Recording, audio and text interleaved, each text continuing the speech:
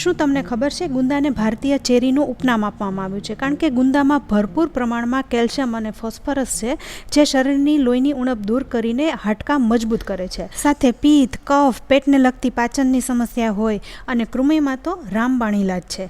તો આ ગુંદા છે એ ઔષધીય ગુણોનો ભંડાર છે. આમ તો આપણે કાચા ગુંદાનો અથાણામાં વધારે ઉપયોગ કરતા હોઈએ છીએ, પણ શું તમે ક્યારે પાકા ગુંદા ખાધા છે? પાકા ગુંદા ખાવામાં એકદમ મીઠા લાગે છે અને એનું શાક બનાવો ને તો એકદમ ટેસ્ટી લાગે છે. સાથે કુદરતી રીતના મીઠા હોવાથી ગોળ પણ ઓછો જોઈએ છે અને બાફવાની પણ ઝંઝટ નથી કરવી પડતી. તો ચાલો જોઈએ કેવી રીતના બને છે.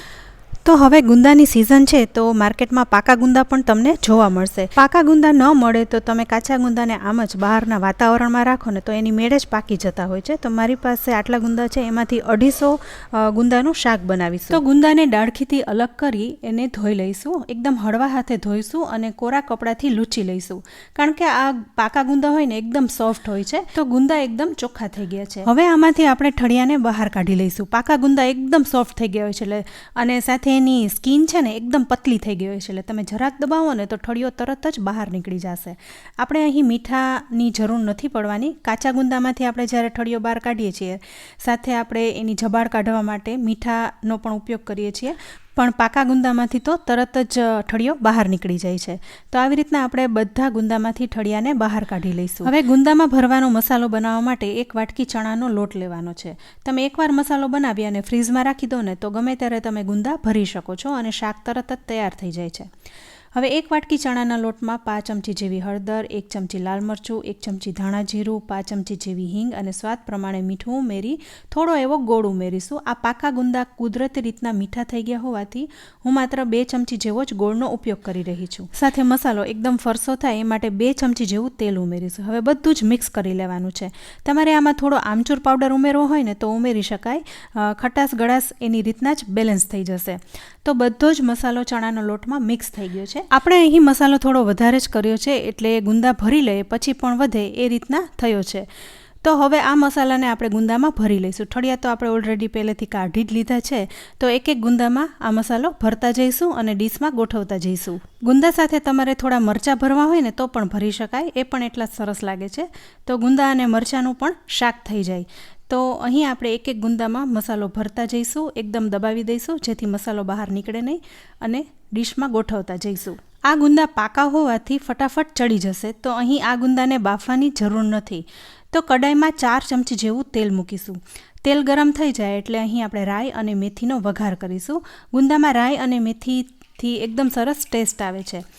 તો અડધી ચમચી જેવી રાઈ અને 5 ચમચી જેવી મેથી ઉમેરી ગુંદાને પણ ઉમેરી દઈશું. હવે અહીં ગેસની ફ્લેમ છે ને એકદમ લો કરી નાખવાની છે, કારણ કે ગુંદામાં આપણે મસાલો ભરેલો છે. જો એકદમ હાઈ ફ્લેમ ઉપર ગુંદાનું શાક બનાવીશું ને તો અંદરનો મસાલો છે એ બળવા લાગશે. તો ગેસની ફ્લેમ એકદમ લો કરી અને ધીમે ધીમે ગુંદાને મિક્સ કરી લઈશું અને ઢાંકણ ઢાંકી 5 મિનિટ માટે ચડવા દઈશું. આ પાકા ગુંદામાં પણ પાણીનો ભાગ હોય છે, એટલે તમે ઢાંકશો એટલે ઢાંકણમાં વરાળ આવી જશે. તો આ વરાળથી જ ગુંદા ચડી જશે. અંદરનો મસાલો પણ એકદમ સારી રીતના કૂક થઈ જશે.